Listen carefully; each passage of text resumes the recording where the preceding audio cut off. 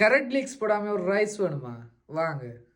என்ன எப்போ பார்த்தாலும் ஒரே மாதிரி சாப்பிட்றோம், என்ன செய்யலாம்னு யோசிக்கிறீங்களா? அப்படி ஆனாக்களுக்காக தான் இந்த பதிவு. பெருஞ்சீரகம், நச்சீரகம், அதோட வெங்காயம், பச்சை மிளகாய் வந்து நல்லா வதக்கி எடுத்துக்கொள்ளுங்க. தேவையான அளவு உப்பை சேர்த்திங்கன்னு சொன்னால் வெங்காயம் வேலைக்கு வதங்கிடும். இந்த செயல்முறை வந்து எல்லாருமே இலகுவில் செய்யக்கூடிய மாதிரியான ஒரு வழிமுறையாக தான் இருக்குது. இப்போ நீங்கள் இந்த வதங்கி வர வெங்காயத்தில் சோசிஸ் அதோட நண்டு சதையை வந்து சேர்த்துக்கொள்ளுங்க. நண்டு சதை கூடிய அளவுக்கு எல்லா சூப்பர் மார்க்கெட்லேயும் வந்து வாங்கிக்கொள்ளக்கூடிய மாதிரி இருக்கும். இப்போ நல்லா கிளறி விட்டுக்கொள்ளுங்க.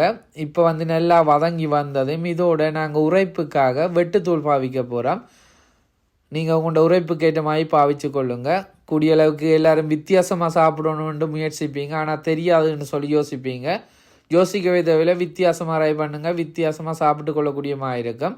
இப்போ இதெல்லாம் வதங்கி வந்துட்டு இதோட நாங்கள் முட்டையை சேர்த்துக்கொள்கிறோம்.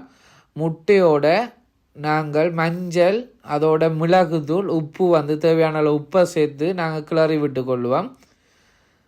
மஞ்சள் வந்து போடுறதுக்கான காரணம் வந்து முட்டையில் இருக்கிற வெடுக்குத்தன்மை போடுறதுக்காகன்றது எல்லாருக்குமே நம்மளாக தெரிஞ்சிருக்கும். இப்போ நாங்கள் நல்லா கிளறி விட்டுக்கொள்வோம். எல்லாமே வதங்கி வந்திருக்குது. இப்போ நாங்கள் இதோட எடுத்து வச்சிருக்கிற கறியை வந்து சேர்த்துக்கொள்ள போகிறோம். இப்போ நாங்கள் இதோட சிக்கன் கறியை சேர்த்துக்கொள்கிறோம்.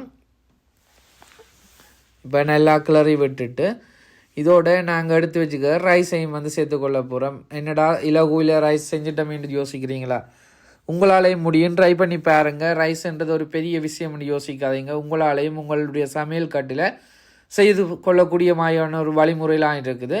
இப்போ எல்லாத்தையும் நல்லா மிக்ஸ் பண்ணிவிட்டு லாஸ்ட் டைமில் கொத்தமல்லியில் போட்டு வதக்கி எடுத்தீங்கன்னு சொன்னால் வாசமாகவும் சுவையாகவும் இருக்கும்.